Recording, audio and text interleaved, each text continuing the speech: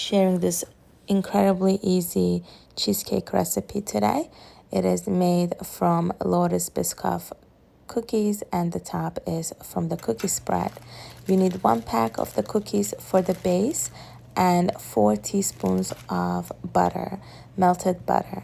You're going to just melt the butter, and while that happens, just put your cookies in the food processor and turn them into this sandy texture, and then combine them. My food processor holds 4 cups of liquid, and I love it. It's so cute and very, very little. All the ingredients I bought from Target, so you can find it there if you're in the US.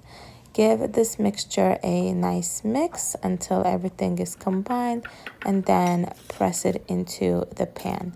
The pan I also linked for you. It is the spring pan. You need this one, and you have to cover it in foil like this so it doesn't burn, and also the water doesn't penetrate through it, because you're gonna bake this over a pan of water, baking sheet filled with water basically.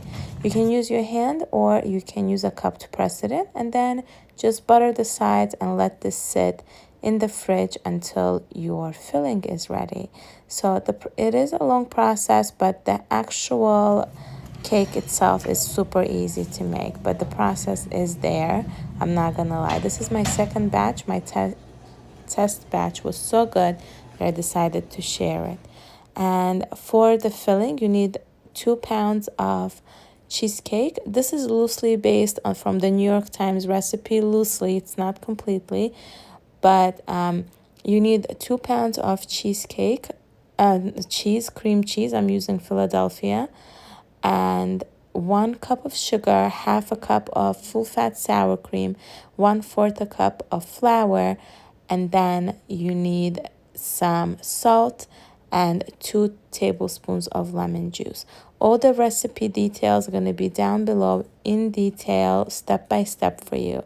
And please take a second to subscribe to my YouTube channel. It will mean a whole lot to me, since I work very, very hard creating these videos. And 5 eggs go in here, and you beat them one by one, the 5 eggs, and then the mixture will come into this homogeneous mixture. You don't want to overmix it because you don't want your cake to crack. You're going to bake this on a low heat at 325 for an hour and a half exactly. So don't rush. You can't rush this. And when it comes out of the oven, it's going to be a little jiggly. You don't even need any fancy tools. If you have a hand mixer, it's fine. This machine, one day I came home and I saw this machine at home. One of my friends dropped it off for me because she got a new one, and it was so sweet, and I still have it. It's been years and I love it. And please excuse my dress. Baking is not my thing, so I am all over. I'm sure it was even in my hair. So your water is in, 2 cups of water, and you're going to put it in and bake it for exactly an hour and a half at 325. So I started at 2:15 and ended at 3:45. Here we go, the end product. Almost all of the water is gone.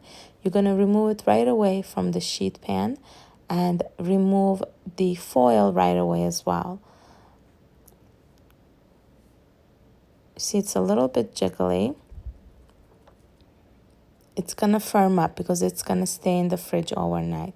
So remove and toss the foil, and put this aside and let it cool down for 15 minutes until it is getting there, and then you can take the pan off, and the bottom will remain, of course, the bottom of it, but you're going to take the sides off. And there it is. I'm going to take the sides off and let it cool for 2 hours completely.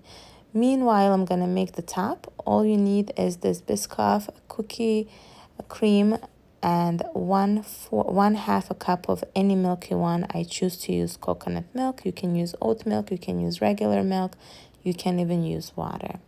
So I use 1 cup of that cream, the cookie cream, and the milk, and give it a nice mix until it is super soft and delicious. You can also add a little bit of salt into this, or vanilla, anything you want, but I like to keep it simple. And let this also cool in the fridge for a little bit. And then after 2 hours, we're gonna put it all together. 2 hours passed. Now I'm gonna just dress my cake and let it stay in the fridge overnight and not touch it. You can also put cookies on top of it, crumble some cookies, decorate it, whatever your heart desires. I am not a baker. This was just like a test I really wanted to make for a long time, and I did it, and it came out so good that I decided to do a second batch and film it. My cake almost fell. This is from my test batch. As you can see, it is finished, and my kids were gonna eat it. There was a little piece left. And that's it. I hope you make this. Please share if you make it.